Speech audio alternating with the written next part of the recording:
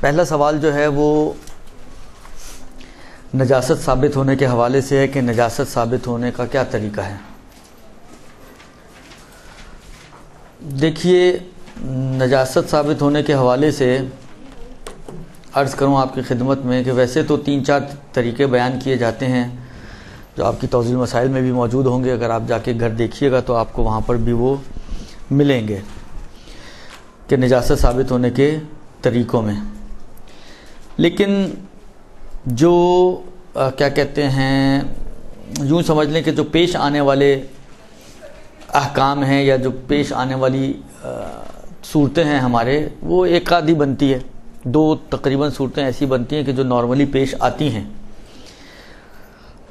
جو طریقے بیان ہوئے ہیں ان میں سے پہلی جو صورت ہے یہ وہ صورت ہے کہ جو ہمارے ہاں بھی، یعنی ہمیں اس کے لیے کسی اور کا محتاج نہیں ہے، ہمارے اپنے اعتبار سے بھی یہ طریقہ ویلڈ طریقہ ہے۔ یہ میں اس لیے بات کر رہا ہوں کہ جب ہم وہ مجتہد یا عالم کو پہچاننے کے طریقے بتاتے ہیں تو 3 طریقے جو توضیح المسائل میں دیے ہوئے ہیں وہ تینوں ایسے ہیں کہ جو ہم میں سے کسی کے لیے بھی کوئی اپنے اعتبار سے اتنا ویلڈ طریقہ نہیں ہے، کیونکہ تینوں میں شرط ہے کہ وہ اہل خبرہ ہونا چاہیے، اور ہم میں سے کوئی بھی اہل خبرہ نہیں ہے الحمدللہ۔ تو وہ 3 طریقے جو وہاں پہ موجود ہیں سب کے سب ایسے طریقے ہیں کہ جو ہمارے اتنے کام کے۔ صرف اس میں جو تیسرا طریقہ بیان ہوا آغا سیستانی کی توضیح میں، اور اس کی ایک شق وہ تھوڑی سی ایسی ہے کہ جو ہمارے کام آ سکتی ہے اور جس کے ذریعے سے ہم جو ہے وہ اپنی مشکل کو حل کر سکتے ہیں، وَإِلَّا باقی چیزیں تو اوپر سے گزر گئیں۔ تو یہاں پہ بھی میں اسی لیے یہ بات عرض کر رہا ہوں کہ یہ وہ طریقہ ہے کہ جو بہرحال ہمارے بھی کام کا طریقہ ہے، یعنی ایسا نہیں ہے کہ بیان ہونے کے باوجود ہمارے لیے اپلیکیبل نہیں ہے، یہ ہمارے لیے اپلیکیبل طریقہ ہے۔ اور وہ طریقہ یہ ہے کہ انسان کو ذاتی طور پہ یقین ہو جائے کسی چیز کی نجاست کا۔ مثلا یہاں میرے سامنے بچہ لیک ہو جائے، پیشاب کر دے، تو اب یہاں پر کوئی بینہ قائم ہو، کوئی بینہ قائم نہ ہو، کوئی کہے کوئی نہ کہے، بالآخر میں نے جب خود دیکھا ہے اپنے سامنے، اپنی بقول معروف گناہ گار آنکھوں سے دیکھا ہے، تو اس کے بعد تو کسی چیز کی کوئی گنجائش باقی ہی نہیں رہتی۔ یا مثلا آپ ہنڈیا پکا رہی تھیں، اگر پکاتی ہوں تو انگلی کٹ گئی، خون کا ایک قطرہ جو ہے وہ آپ کے کھانے میں گر گیا، اب آپ کہیں جی کسی نے نہیں دیکھا تو چلو چل جائے گا، ایسا نہیں ہے۔ بالآخر آپ کے لیے ذاتی یقین ہے، آپ کہیں جی کوئی گواہی تو ہے ہی نہیں یہاں پر، تو کیسے ثابت ہوگا؟ نہیں، یہاں پر آپ کا ذاتی یقین موجود ہے، آپ کی اپنی آنکھوں کے سامنے آپ کا اپنا خون اس کھانے میں گر گیا، تو بس آپ کے لیے کافی ہے، اس سے زیادہ آپ کو کسی اور چیز کی ضرورت نہیں ہے۔ تو ذاتی یقین کہ جب انسان کو یہ خود یقین ہو جائے کہ یہ چیز نجس ہو گئی ہے تو ٹھیک ہے، بس اس کے آگے پھر کوئی چیز نہیں ہے۔ یعنی یقین وہ چیز ہے کہ اس کے آگے کچھ ہے ہی نہیں، یاد رکھیں ہمیشہ، یا یقین ہو جائے یا اطمینان ہو جائے۔ اب اطمینان بالکل سمجھیں قریب بھی یقین ہوتا ہے، لیکن فرق اتنا ہوتا ہے یقین میں اور اطمینان میں کہ یقین کے مقابل میں کوئی احتمال ہوتا ہی نہیں ہے، 0%۔ یقین یعنی 100% شیورٹی، اس کے مقابل میں جب آپ ایک طرف ایک پہلو کے اوپر 100% شیور ہیں تو اس کے مقابل کیا ہوگا؟ کچھ بھی نہیں، 0۔ لیکن اطمینان کے قدر میں یہ ہوتا ہے کہ مثلا اس طرف 98%، 97%، 99% آپ مطمئن ہیں، لیکن بالآخر 98 کہیں یا 97 کہیں یا 99 کہیں، بالآخر 1، 2، 3% کی گنجائش دوسری طرف بھی موجود ہے۔ لیکن یہ 1، 2، 3% اتنی کم مقدار ہے کہ جو اس کو عقلاء عام طور پر اعتنا نہیں کرتے۔ مثلا فرض کریں اللہ بعض اوقات انسان اپنے کاموں میں اتنا مگن ہوتا ہے اس کو پتہ ہی نہیں چلتا کب مغرب ہوئی کب مغرب نہیں ہوئی، اللہ آپ نے نظر ماری، آپ کو ایسا لگا، یعنی ٹھیک ٹھاک محسوس ہوا آپ کا، یعنی دل تقریباً 80%، 90%، 95% یہ کہہ رہا ہے کہ جی شاید رات ہو گئی ہے، اندھیرا سا لگ رہا ہے، درست۔ لیکن اس 80، 85، 90% کے مقابل میں ایک 10% آپ کہتے ہیں کہ شاید ہو سکتا ہے وہی کام کرتے کرتے، خاص طور پہ لکھت پڑھت کا کام، وہ تھک جاتی ہیں آنکھیں، انسان کو ویسے ہی اندھیرا نظر آنا شروع ہو جاتا ہے، درست۔ تو وہ بھی امکان ہے ایک، لیکن وہی والی بات ہے کہ بعض اوقات وہ دوسرا امکان اتنا کم ہوتا ہے کہ عقلاء اس کو اہمیت نہیں دیتے ہیں، تو اس کو اطمینان کہتے ہیں، جس میں 1-2% سے زیادہ کا امکان دوسری طرف کا نہ ہو، اس کو اطمینان کہتے ہیں۔ البتہ اطمینان میں آغا سیستانی ایک قید لگاتے ہیں کہ یہ اطمینان کسی عقلائی طریقے سے آنا چاہیے، بیس جو ہے اس اطمینان کی کوئی عقلائی ہو. عقلائی بیس سے کیا مراد ہے؟ عقلائی بیس سے مراد یہ ہے کہ اگر عقلا کو آپ بتائیں، مثلا اب صرف سمجھانے کے لیے، یہ نہیں ہے کہ جہاں پر آپ کو اطمینان ہے آپ سڑک پہ کھڑی ہو جائیں سب کو روک روک کے بتائیں، یہ مراد نہیں ہے، لیکن بالفرض اگر آپ عقلا کو بتائیں کہ اس وجہ سے مجھے اطمینان حاصل ہوا ہے تو وہ کہیں گے ہاں ٹھیک ہے، ہو سکتا ہے. یعنی عقلا اس بیس کو مانے. مثلا من باب مثال عرض کروں، حالہ سب سے روشن اور واضح مثال تو یہی ہے کہ آپ لوگ یہاں آتی ہیں، اساتذہ سے مسائل سیکھتی ہیں، درست؟ حالہ آپ نے کوئی مسئلہ پوچھا کسی استاد سے، انہوں نے کوئی جواب دیا آپ کو، ٹھیک ہے. اچھا، اتفاق ایسا ہو کہ وہ استاد جو ہیں وہ آپ کے مثلا فقہ کے ہی استاد ہوں، ٹیچر ہوں فقہ کے، مہارت رکھتے ہوں فقہ میں، لیکن بہرحال نہ مہارت کی وجہ سے کوئی معصوم بنتا ہے، نہ علم کی وجہ سے کوئی معصوم بنتا ہے. یعنی ظاہری علماء کی حساب سے بات کر رہا ہوں میں، درست؟ اگرچہ ائمہ کے عصمت کی بیک گراؤنڈ میں شاید جائیں تو علم ہی نکلے، لیکن حالانکہ میں ابھی اس کی بحث نہیں کر رہا ہوں، عام علماء کی بات کر رہا ہوں کہ یہ علم کی بیس پر معصوم نہیں ہو سکتے، مہارت کی بیس پہ معصوم نہیں ہو سکتے. معصوم نہ ہونے کا مطلب ہے کہ امکان تو ہے کہ ان سے کوئی غلط فہمی ہوئی ہو یا غلط سمجھے ہو یا غلط بتا دیا ہو، بھول گئے ہو، درست؟ لیکن بالآخر جب آپ پوچھتے ہیں تو آپ کو ایک اطمینان ہوتا ہے کہ بھائی صحیح بتایا ہے. اور یہ طریقہ ایسا ہے کہ قابل بھروسہ شخص سے یا کسی فیلڈ کے ماہر سے اگر آپ کوئی مسئلہ پوچھ لیں یا کوئی بات پوچھ لیں تو لوگ عقلا اس پر بنا رکھتے ہیں، اس پر اعتماد کرتے ہیں. مثلا فرض کریں آپ ایک بہت ہی ایکسپرٹ سونارے کے پاس گئیں اپنا سونا لے کر کہ جی یہ مثلا فرض کریں کتنے کیرٹ کا ہے،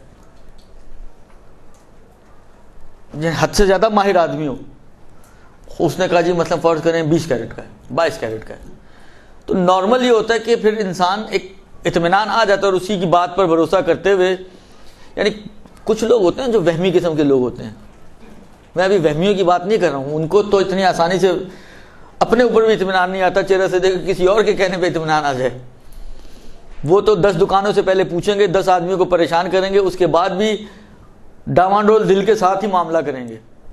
میں ان کی بات نہیں کر رہا ہوں، ایک نارمل انسان کی بات کر رہا ہوں کہ جب نارمل انسان جاتا ہے اس کو بھی اندازہ ہے کہ مارکیٹ میں فرض کریں جب میں نے لیا تھا شاید یہی 22 کیرٹ کا ہی لیا تھا، اس نے بھی کہہ دیا ہاں جی 22 کیرٹ کا ہے. تو انسان کو بلاخر اسی کے بیس پر وہ اگر بیچنا چاہتا ہے تو اس کو اسی کی بیس کے اوپر خرید و فروخت کر لیتا ہے. یا مثلا فرض کریں آپ ڈالر لینے جاتے ہیں، کرنسی، آپ کو کہیں سفر پہ جانا ہے، آپ نے کوئی کرنسی خریدی، تو آپ مثلا یہی لوگ جو اس فیلڈ کے افراد ہیں انہی کی بات پہ بھروسہ کرتے ہیں کہ جی مثلا ڈالر کا ریٹ ہی چل رہا ہے. تو یہ ایک عقلائی روش ہوتی ہے کہ جو جس فیلڈ کا بندہ ہوتا ہے اس کی بات کے اوپر اعتبار کیا جاتا ہے، اس کو بیس بنایا جاتا ہے اپنے مشکلات اور مسائل کو حل کرنے کے لیے، درست؟ مثلا کبھی آپ ایسا، میں نے کہا نا کہ وہمی نہ ہو یا کوئی بہت ہی سیویئر قسم کا مسئلہ نہ ہو، نارمل بیماری ہو آپ کی، آپ جائیں ڈاکٹر کے، کبھی آپ نے ڈبل کراس چیک کیا کہ آپ اس کے بجائے ایک دوسرے ڈاکٹر کے پاس بھی جائیں؟ نہیں کرتا انسان، اس لیے کہ آپ کو پتہ ہے بھائی ماہر ہے اپنی فیلڈ کا، تو اس نے جو کہہ دیا تو ٹھیک ہے یہی ہوگا. یہ اور بات ہے کہ ہمارے ڈاکٹر ماشاءاللہ تکوں پہ کام چلا رہے ہوتے ہیں، لیکن ہم ان کے تکوں کو بھی مان لیتے ہیں، اتنے ماشاءاللہ حسن ظن والے لوگ ہیں ہم لوگ. تو کہنے کا مقصد یہ ہے کہ عقلائی بیس ہونی چاہیے. حالانکہ مثلا فرض کریں کوا اڑا، آپ کو اطمینان ہو گیا، جس طرح میں نے پچھلی دفعہ بھی مثالیں کچھ دی تھیں، بلی نے راستہ کاٹ دیا، آپ کو یقین اور اطمینان ہو گیا کہ جب تو کام ہونا ہی نہیں ہے، نفس مطمئنہ بن گئی آپ. تو یہ بلی کے راستہ کاٹنے اور آپ کے نفس مطمئنہ ہونے میں کیا ربط ہے؟ کوئی ربط نہیں ہے، بس ہوائی فائر ہے، لگ گیا تو لگ گیا، نہیں لگا تو نہیں لگا، لیکن بالآخر آپ اسی ہوائی فائر کے اوپر مطمئن ہو جاتی ہیں. یا منڈیر پہ کوے نے کائیں کائیں کیا تو آپ نے تیاری شروع کر دی، کوئی مہمان آنے والا، چائے رکھ دی آپ نے، درست؟ تو یہ بیسس جو ہیں کوے کا کائیں کائیں کرنا اور مہمان کا آنا اور راستہ بلی نے کاٹ لینا اور کام کا نہ ہونا، ان کی کوئی بیس عقلائی بیس نہیں ہے. یہ لہٰذا اس سے اگر آپ کو اطمینان حاصل ہو رہا ہے تو آغا سیستانی کہتے ہیں کہ اس اطمینان کو فولڈ کر کے اپنی جیب میں ڈال لیں، اس کی کوئی اہمیت نہیں ہے، اس سے کچھ ثابت نہیں ہوگا. لیکن اگر کسی عقلائی بیس سے آپ کو اطمینان حاصل ہوا ہے تو آف کورس وہ قابل اعتبار ہے اور اس کی بیس سے نجاست آپ کے لیے ثابت ہو جائے گی. درست جی؟ یہ پہلا طریقہ ہے جو نجاست ثابت ہونے کے اعتبار سے ہے. اچھا، اب یہ ایک اس میں ایک اور چھوٹی سی چیز اور آتی ہے مجھے نہیں معلوم آپ میں سے کتنی بچیاں ایسی ہیں کہ جن کو یہ سارے احتمال و ظن و گمان و یہ ساری اصطلاحات معلوم ہیں اور وہ سمجھتی ہیں کہ اس سے کیا مراد ہے. یہ پڑھی ہے آپ لوگوں نے اصطلاحات کہ ظن کسے کہتے ہیں, گمان کسے کہتے ہیں, احتمال کسے کہتے ہیں, شک کسے کہتے ہیں. بالآخر دیکھیں مسئلہ یہ ہوتا ہے کہ نماز جماعت کے احکام میں ایک مسئلہ آتا ہے کہ پیش نماز کو چاہیے کہ, البتہ یہ وجوبی نہیں ہے, ایک اخلاقی سمجھے حکم ہے کہ اس کو یہ چاہیے کہ جو پیچھے پڑھنے والے ہیں ان میں جو سب سے کمزور انسان ہے اس کی رعایت کرتے ہوئے نماز پڑھائے, تاکہ وہ بھی یہ نہ اس کی نماز پڑھنے تک یہ اللہ تک ہی پہنچ جائے, ڈائریکٹ ہی پہنچ جائے. درست, لہذا وہ سب سے کمزور کا خیال رکھے. تو مسئلہ ہمارے ساتھ بھی یہی ہوتا ہے کہ اگر کسی ایک نے بھی نہیں سنے ہوئی تو اب مجبوری ہے کہ بالآخر آپ کو ساری کہانی از اول شروع کرنی پڑے گی کہ یہ ہوتی کیا چڑیا ہے. دیکھیے شریعت میں کچھ نفسانی کیفیات ہیں کہ جس کو اہمیت دے کر اس کے اوپر احکام مرتب کیے گئے ہیں. درست, البتہ اس نفسانی کیفیت کو جانچنے کے لیے کوئی تھرمامیٹر, کوئی پیرامیٹر, کوئی ہمارے پاس ایسا میٹر موجود نہیں ہے. میٹر صرف ایک چیز ہے, وہ آپ کی اپنی ذات, اس کے علاوہ اور کوئی چیز نہیں ہے کہ جو اس نفسانی کیفیت کے ٹیمپریچر کو چیک کر سکے کہ یہ بوائلنگ پوائنٹ تک پہنچا یا نہیں پہنچا اب تک. درست, یہ آپ کی اپنی ذات ہے جو طے کرے گی کہ پہنچا ہے یا نہیں پہنچا ہے. نفسانی کیفیت کبھی ایسی ہوتی ہے کہ کسی بات کے اوپر آپ کو اتنا, یعنی آپ کی کیفیت نفس کی یہ ہوتی ہے کہ آپ اس کے مقابل میں جو چیز ہوتی ہے اس کے بارے میں 1% بھی امکان نہیں دیتی ہیں, جو بھی یقین کی بات آئی. اسی کو کہتے ہیں یقین. اگر ابھی آپ سے پوچھا جائے کہ اس وقت دن ہے یا رات, تو آپ کیا کہیں گی؟ دن. غلطی سے بھی رات منہ سے نہیں نکلے گا. درست, اگر کوئی آپ کو آ کے کہے کہ نہیں بھیا رات ہو چکی ہے, تو آپ کیا کہیں گے اس کو؟ کہیں گے جا کے تم اپنا علاج کرواؤ, ابھی رات نہیں ہوئی ہے. یعنی آپ کسی بھی صورت میں ماننے کے لیے تیار, آپ کا نفس اتنا زیادہ مطمئن ہے اس مطلب کے اوپر کہ اس وقت دن ہے, اور 1% بھی آپ اپنے نفس میں رات ہونے کی پاسبلٹی نہیں دیتی ہیں. اس کو کہتے ہیں یقین, جس میں 1% بھی امکان دوسرے پہلو پر نہ ہو. اچھا, جب آپ 100 سے نیچے آئیں گی تو آٹومیٹکلی صورتحال یہ بنے گی کہ جہاں سے اگر جیسے جیسے آپ فرض کریں 2 امکان ہے نا, یا دن ہے یا رات ہے. درست, حالانکہ فرض کریں ابھی ہم دن کے اوپر تو مطمئن ہیں, یعنی مطمئن بے این مانا کہ ہم 1% بھی امکان نہیں دیتے کہ اس وقت رات ہو. تو آپ بالکل 100 پر کھڑی ہوئی ہیں اس وقت کہ آپ کا نفس سے مطمئنہ کہ ارجعی الی ربک راضیۃ مرضیہ کی منزلت پر فائز ہے. درست, لیکن جیسے جیسے آپ یہاں پر نیچے آنا شروع ہوں گی آٹومیٹکلی یہ والا پہلو جو ہے یہ اوپر چڑھنا شروع ہو جائے گا. یہاں سے جیسے جیسے آپ 1% یہاں سے نیچے آئیں گے, یہ 1% اوپر چلا جائے گا. یعنی آپ 99% کہیں کہ دن ہے تو اس کا مطلب ہے 1% آپ کے نفس میں یہ ہے کہ شاید ہو سکتا ہے کہ رات ہو. 1% آپ 2% اور نیچے آ گئے, 2% یہ اور اوپر چلا جائے گا. آپ 80 پر آ جائیں گے, یہ 20 پہ چلا جائے گا. آپ فرض کریں 70 پہ آئیں, یہ 30 پہ چلا جائے گا, کیونکہ بیلنس ہو کے 100 ہونا. At the end of the day ہمیں 100 چاہیے نا پرسنٹیج جب آپ نکال رہے ہوں گے. تو جیسے جیسے یہ 100 سے نیچے آتا جائے گا, اور جتنا یہ نیچے ہوگا اتنا یہ اونچا چلا جائے گا. بعض اوقات ہوتا ہے کہ نفس کی کیفیت یہ ہوتی ہے کہ یہ بالکل یہاں پر آ گئے دونوں, یعنی یہ 50 پر آ گئے تو یہ بھی آٹومیٹکلی نیچے سے اوپر اٹھ کے 50 تک آ چکا ہے. یعنی آدھا دل آپ کا یہ کہہ رہا ہے کہ دن ہے, مثلا ایسا وقت ہو, بادل بہت زیادہ چھائے ہوئے ہوں, گھڑی آپ کے پاس ہو نہیں, یہ یاد نہیں آپ کو کہ غروب کا وقت کیا ہے, تو ایسی سچویشن میں بلاخر آدھا دل آپ کا کہہ رہا ہے کہ شاید دن ہے, آدھا دل کہہ رہا ہے شاید رات ہے. تو مومن کی علامت بھی بتائی گئی ہے نا کہ جب مومن کے دل کو چیرا جائے تو اس کا دل مساوی طور پر 2 حصوں میں ہوگا, آدھے میں خوف اور آدھے میں رجا. یہ مومن کے دل کی طرح آپ کا نفس بھی ہوگا کہ آدھے میں امکان یہ ہے کہ 50% چانس یہ ہے کہ دن, اور 50% چانس یہ ہے کہ رات. اس 50-50 والے پہلو کو کہتے ہیں شک. جب بھی بات آتی ہے نا شک ہو گیا, شک یعنی یہ 50-50%, یعنی آدھا دل یہ کہہ رہا ہے, آدھا دل وہ کہہ رہا ہے. بالکل مساوی طور پر. اب اگر وہی والی بات ہے, جب 50 سے بڑھانا شروع کریں, فرض کریں آپ نے اس کو بڑھانا شروع کیا, تو جیسے جیسے یہ 50 سے اوپر جانا شروع کرے گا تو یہ آٹومیٹکلی 50 سے نیچے آنا شروع کرے گا. تو جتنا یہ اوپر جائے گا, 50 سے 10 اوپر چلا گیا یعنی 60 پہ چلا گیا, یہ 50 سے 10 نیچے آ جائے گا یعنی 40 پر آ جائے گا. تو 50 سے اوپر والا یعنی 50 سے لے کے 99, 51 سے 99 تک, یہ جو امکانات ہیں 51, 52, 53 الی 99, اس کو کہتے ہیں زن یا گمان. زن زوئیں سے زن یا گمان. اور وہ جو جب یہاں پہ 51 ہے تو آٹومیٹکلی یہاں پر کتنا ہوگا 49. تو 49 سے لے کر 1 تک اس کو کہتے ہیں احتمال.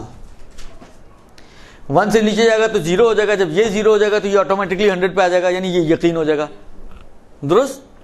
بس 1 سے 49 احتمال, 50-50 شک, 51 to 99 زن یا گمان, اور 100% یقین. یہ ایک تقسیم ہو گئی. اب یہ جو زن ہے آپ کا, اچھا یہ آپ زن میں بھی پائیں گے اور یہ آپ احتمال والے پہلوؤں میں بھی پائیں گے. مثلا 1 سے 49 تک ہے نا, ایک مرتبہ آپ 10% پہ کھڑی ہیں, ایک مرتبہ آپ 30% پہ کھڑی ہیں. تو 10% والا احتمال کم احتمال ہے, ضعیف احتمال ہے. 30% والا احتمال قوی احتمال ہے, اس سے قوی ہے, اس سے بڑا ہے. 45 پہ کھڑی ہیں تو وہ اس سے بھی بڑا ہے. یہی صورت حال زن میں بھی ہے. 51 پہ ہے تو یہ بھی زن ہے, لیکن اگر آپ 70 پہ کھڑی ہیں تو اس سے قوی زن ہے آپ کو. 70 سے آپ 90 پہ پہنچ گئی اور قوی ہو گیا آپ کا زن. 90 سے 95 پہ پہنچ گئی اور قوی ہو گیا زن. 97, 98, 99 یہ سارے زن قوی سے قوی تر ہوتے چلے جائیں گے. اور یہ مسئلہ کبھی کبھی اس مسئلے کی بھی ضرورت پڑتی ہے. کہاں پڑتی ہے ضرورت؟ قبلے کے احکام میں. کہ قبلے کے احکام میں یہ مسئلہ آتا ہے کہ پہلے تو آپ کو یہ یقین حاصل کرنا چاہیے کہ آپ کا رخ قبلے کی طرف ہے. اگر آپ یقین حاصل نہ کر سکیں تو گمان پر عمل کیا جائے گا, مگر گمان میں بھی اگر قوی گمان ممکن ہے تو ضعیف گمان پر عمل نہیں کیا جا سکتا. تو یہ خود گمان کے مراتب, اس کا بھی آپ کو فقہ میں بعض اوقات ضرورت پڑتی ہے, مثلا قبلے کے احکام میں. درست. یہ جو گمان کے جو بہت ہی سمجھیں اعلیٰ درجے کے جو مراتب ہیں, مثلا 97, 98, 99 مثلا یہ والے, ان کو اطمینان سے تعبیر کیا گیا فقہ کے اندر. یعنی اطمینان سے تعبیر کیا گیا, اور اطمینان کا حکم 99% پہ وہی ہے جو یقین والا حکم ہے. کیونکہ اطمینان یعنی عرفی طور پہ یقین ہی ہوتا ہے. یہ اطمینان کو یقین عرفی سے بھی تعبیر کیا گیا. بس یقین یعنی ہمارے پاس دو طرح کے ہو گئے. ایک یقین حقیقی یقین کہ جس کے اندر کوئی احتمال ہی نہیں ہوتا آگے. ایک عرفی یقین کہ جس کو اطمینان سے تعبیر کیا جاتا ہے, جس میں 1-2% کا امکان طرف مقابل میں پایا جاتا ہے. لیکن اطمینان اور یقین فقہ میں تقریباً 95, 99 شاید % موارد میں ایک جیسا حکم رکھتے ہیں. جو حکم یقین کا ہے وہی حکم اطمینان کا ہے, سوائے چند ایسے موارد میں کہ جہاں پر یقین اور علم کی شرط لگی ہے شریعت کی طرف سے کہ یقین ہی ہونا چاہیے, تو وہاں پر پھر اطمینان نہیں چلتا. ورنہ تقریباً میں نے کہا نا کہ تقریباً موارد, چند موارد, ایک کا دکا موارد کو چھوڑ کر ایسے موارد بنتے ہیں فقہ میں کہ جہاں پر یقین اور اطمینان کا حکم ایک جیسا ہوتا ہے. درست جی, یہاں تک سمجھ میں آ گئی بات. ابھی ہم نے کیا کہا کہ اگر کسی کو یقین پیدا ہو جائے نجاست کا, یا عقلائی طریقے سے اطمینان حاصل ہو جائے. اب سوال یہ ہے کہ گمان سے مثلا فرض کریں اطمینان تو نہیں پہنچا, مثلا 98% تک نہیں پہنچ سکا, 90% پہ ہم پہنچے ہوئے ہیں, تو اس 90% کا کوئی امکان, کوئی فائدہ ہے, کوئی نفع ہے, یا یہ ہونا نہ ہونا برابر ہے؟ کہتے ہیں اس کا ہونا نہ ہونا برابر ہے. گمان سے نجاست ثابت نہیں ہوگی. اچھا ایک بات میں اور, حالانکہ یوں سمجھ لیں کہ نجاست و طہارت کے باب میں یقین و اطمینان کے سے کم پر کام نہیں چلتا. یقین و اطمینان سے کم پہ کام نہیں چلتا. آپ کو شک ہے, مثلا ایک پاک چیز تھی, شک ہوا کہ نجس ہوئی نہیں ہوئی, پاک ہی رہے گی. احتمال دیتے ہیں کہ آپ نجس ہو گئی ہو, پاک رہے گی. گمان پیدا ہوگا کہ یہ نجس ہے, پاک رہے گی. جب تک کہ آپ کو یقین یا اطمینان حاصل نہیں ہو جاتا اس کی نجاست کا، اس وقت تک اس چیز کو پاک مانا جائے گا۔ یہاں تک بات ہو گئی، یہ پہلی صورت ہے۔ یہاں پر میں ایک بریکٹ میں ایک اور مسئلہ الگ سے اس سے ریلیٹڈ نہیں ہے، لیکن جو اتنی محنت کی ہے تو میں چاہ رہا ہوں کہ آپ کو کچھ تھوڑا سا فائدہ مل جائے۔ دیکھیں، بہت سے موارد ایسے آتے ہیں کہ جہاں پر انسان فیصلہ نہیں کر پاتا کہ یہ میں نجس ہوا یا نجس نہیں ہوا۔ سب سے اہم مورد اس کا واش روم ہے۔ انسان واش روم جاتا ہے، مثلا فرض کریں کہ بعض اوقات ہوتا ہے غلطی سے نل کھل گیا، آپ مثلا کموڈ پہ بیٹھے ہوئے ہیں یا فلیش ہے جو بھی ہے، بالآخر غلطی سے نل کھل گیا، پانی نیچے گرا اور چھینٹیں اڑی اس کی۔ اب یہ چھینٹیں نجس ہیں یا پاک ہیں، انسان فیصلہ نہیں کر پاتا کہ میں نجس ہوئی یا نجس نہیں ہوئی۔ یا بعض اوقات نہاتے وقت بھی ہمارے ہاں تو کیونکہ تبدیلی تو آئی ہے بالآخر، لیکن وہ یہ تبدیلی آئی ہے کہ ایک زمانہ ہوتا تھا کہ ٹوائلٹ الگ ہوتے تھے، حمام الگ ہوتے تھے۔ ہمارے یہاں جو تبدیلی آئی ہے وہ یہ آئی ہے کہ یہ دونوں ایک ہو گئے ہیں۔ ہماری تبدیلیاں ایسی ہو سکتی ہیں کیونکہ جب لوگ ہی مخلص نہ ہو تو پھر یہی تبدیلیوں پر اکتفا کرنا پڑے گا۔ وہ جو تبدیلی ہے وہ یہ ہے کہ جی پہلے وہ الگ الگ ہوتے تھے، ایک ہی کمرے کے اندر ایک کونے میں فلش لگا ہوا ہے، ایک میں تھوڑا سا حمام بنا ہوا ہے، وہیں پہ تو واش بیسن لگا ہوا ہے، بالآخر 3 in 1 ہو گیا کام۔ تو اب بہت سارے لوگ اس حصے کو کہ جو نہانے والا حصہ ہے اس کو بھی نجس نگاہوں سے دیکھتے ہیں، لہذا وہاں پر بھی اگر چھینٹیں پڑ گئیں تو پریشان ہو جاتے ہیں کہ جی ہم نجس ہیں یا پاک ہیں۔ جو قانون آپ کو بتایا نا کہ یقین و اطمینان کا، روایت کا جملہ یہ ہے، کل شیء لک طاہر حتی تعلم انہ نجس بعینہ، ہر چیز آپ کے لیے پاک ہے جب تک کہ بعینہ ہی اس کی نجاست کا آپ کو یقین نہ ہو جائے۔ ہر چیز آپ کے لیے پاک ہے۔ اب یہ چھینٹ اڑی، اول تو یہ کہ نہانے والی جگہ کیسے نجس ہوئی، پہلا تو سوال یہ۔ ان سے پوچھیں گے، وہ کہیں گے وہ ٹوائلٹ اتنی قریب ہے کہ ہو سکتا ہے کوئی چھینٹ آ گئی ہو۔ ارے ہو سکتا ہے سے تو بالآخر اگر ہو سکتا ہے پہ ہم چلنے لگے تو یقین مانے زندگی اجیرن ہو جائے گی، آپ زندگی نہیں گزار سکتے اگر صرف ہو سکتا ہے کہ اوپر ہی۔ بلکہ مجھے ایک روایت یاد آ گئی، میں آپ کی خدمت میں تھوڑا سا اشارہ کرتا ہوں۔ ایک شخص آیا امام کی خدمت میں، کوئی گھر خریدنا چاہتا تھا، آ کے پوچھتا ہے کہ مولا میں مثلا فرض کریں یہ گھر خریدنا چاہ رہا ہوں تو میں یہ گھر خرید لوں؟ ہم نے کہا خرید لو۔ اب مفہوم روایت عرض کر رہا ہوں، بالکل بعین ہی جملے میرے ذہن میں نہیں، لیکن مفہوم جو ہے روایت کا وہ تقریباً آپ تک پہنچا دوں گا۔ خرید لو۔ کہا لا اللہ شاید یہ کسی چوری کا، اس نے جس نے جو رہ رہا ہے اس میں اس نے چوری کیا اور چوری کا گھر ہو۔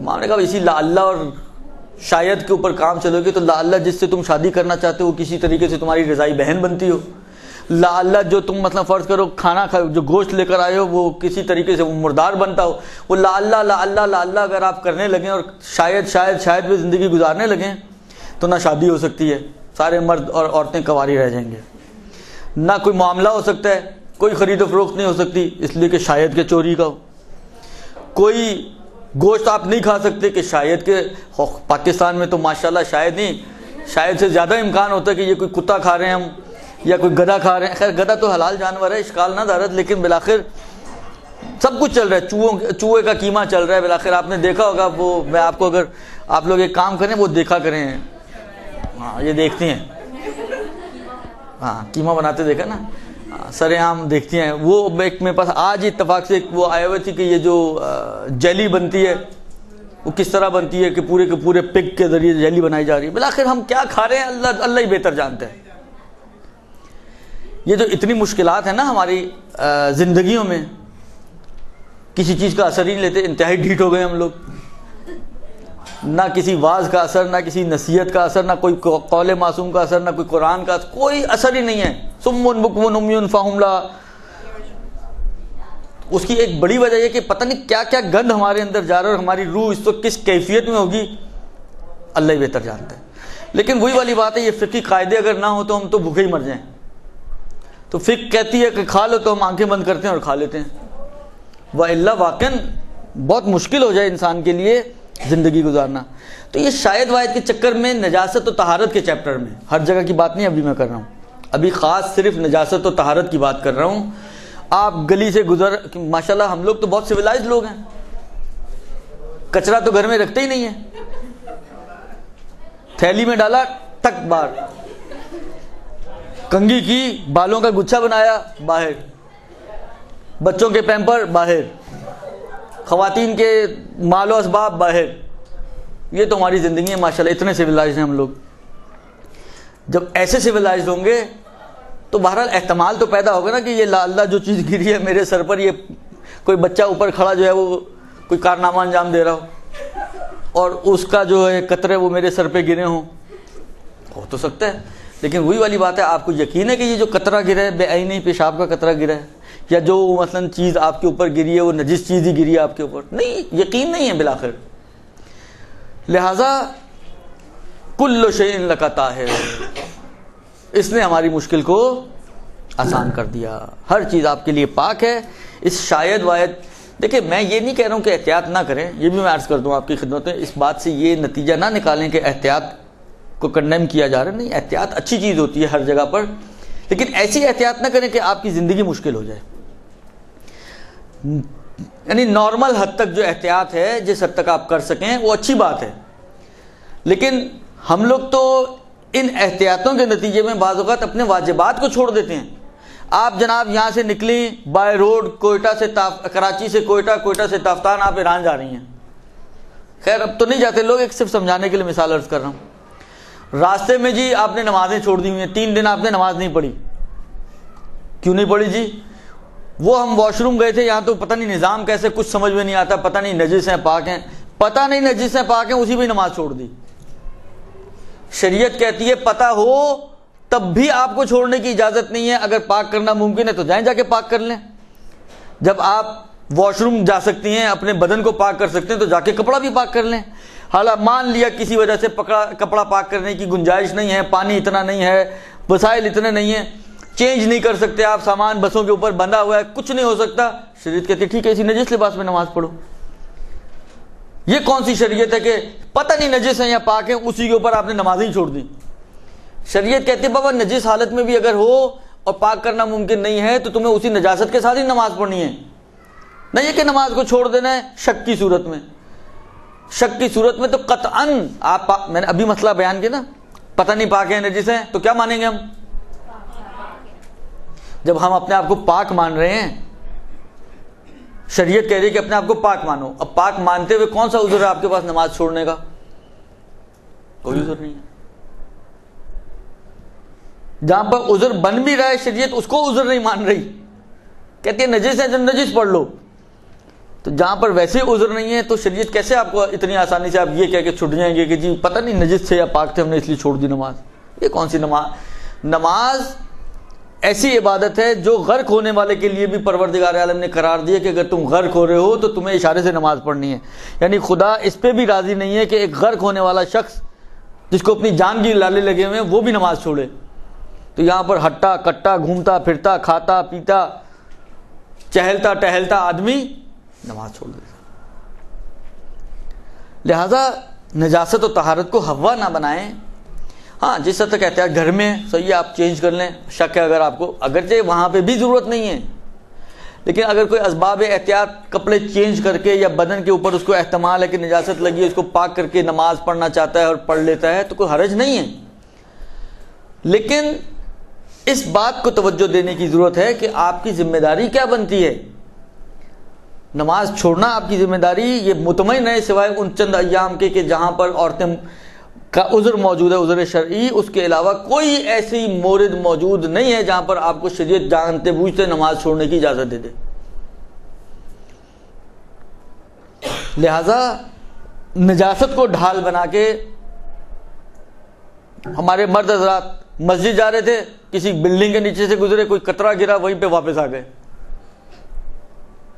پتہ نہیں کون سا کیسا قطرہ تھا، خوب نہیں پتہ تو جاؤ جا کے نماز تو پڑھو، پاک ہو آپ، چینج کرنے کی ضرورت نہیں، پاک کرنے کی ضرورت نہیں. آپ نے نماز جماعت چھوڑ دی صرف اس چکر میں. اچھا بعض لوگ اگر جماعت گئی تو پھر نماز بھی گئی، وہ اس نظریے کے قائل ہیں کہ پڑھ لی جماعت سے تو پڑھ لی، گئی تو پھر گئی. تو یہ وہ چیزیں ہیں کہ جو بہرحال بہت بڑی غلطیاں ہیں جو ہمارا معاشرہ جس میں مبتلا ہے، اور چھوٹے چھوٹے بہانوں، یعنی فیل ایسا ہوتا ہے کہ بہانے ڈھونڈ رہے ہیں کہ کیسے نماز چھوڑیں، جبکہ ہم ان ائمہ کے ماننے والے ہیں جو بہانے ڈھونڈتے ہیں کہ کیسے خدا کا شکر ادا کیا جائے۔ سید الساجدین کی سیرت تو سنی ہوئی ہے نا آپ لوگوں نے، کہ ہر نعمت ملنے پر سجدہ شکر میں گر جایا کرتے تھے۔ ایک وہ ہے ان کی سیرت کہ جو بہانے ڈھونڈتے ہیں بندگی کے، ایک ہم لوگ ہیں نالائق قسم کے لوگ کہ بہانے ڈھونڈتے ہیں بندگی سے چھٹکارے کے۔ تو ہم کیسے ائمہ کے ماننے والے ہیں؟ لہذا کوشش کریں کہ مقام بندگی میں کوتاہی نہ ہونے پائے۔ درست جی؟ یہ تو ہو گیا جناب علی پہلا طریقہ جس سے نجاست ثابت ہوتی ہے۔ دوسرا طریقہ جو نجاست کے ثابت ہونے کا بیان فرمایا ہے فقہا نے، وہ یہ ہے کہ جس شخص کے اختیار میں کوئی چیز ہے، اگر وہ یہ کہے کہ یہ پاک ہے، ابھی نجاست کی بات کریں، وہ یہ کہے کہ یہ نجس ہے، جس کے اختیار میں، جو صاحب اختیار ہے اس چیز کا، وہ آپ کو خبر دے کہ یہ نجس ہے، البتہ اس شرط کے ساتھ کہ تہمت نہ ہو اس پر جھوٹ وغیرہ کی، درست، تو پھر اس کی بات قابل قبول ہے شریعت کی نگاہ میں۔ مثلا فرض کریں بہت سے گھروں میں میڈز ہوتی ہیں اور سارے کام وہی کر رہی ہوتی ہیں، بیگم صاحبہ تو ایک ڈیکوریشن پیس ہے اس گھر میں،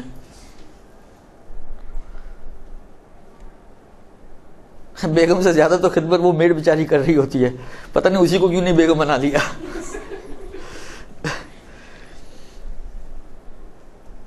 اب وہ میڈ ہے، مثلا فرض کریں کپڑے اسی نے دھونے ہیں، اسی نے استری کرنے ہیں، اسی نے مثلا فرض کریں اتارنے ہیں، اسی نے رکھنے ہیں، اسی نے سب کچھ کرنا ہے، بالآخر یہ صاحب اختیار ہے، مثلا کچن کا ہولڈ اس کے اختیار میں ہے، صرف شوہر کا ہولڈ جو ہے وہ بیوی کے اختیار میں ہے، باقی سارے ہولڈ اس کے اختیار میں۔ اب یہ صاحب اختیار ہے، مثلا فرض کریں برتن، وہ کہتے ہیں جی یہ برتن نجس ہے، اس کی بات مانی جائے گی اگر متہم نہ ہو تو۔ وہ کہتے ہیں جی یہ کپڑا آپ کا نجس ہے، اس کی بات مقبول ہے اگر یہ متہم نہ ہو تو۔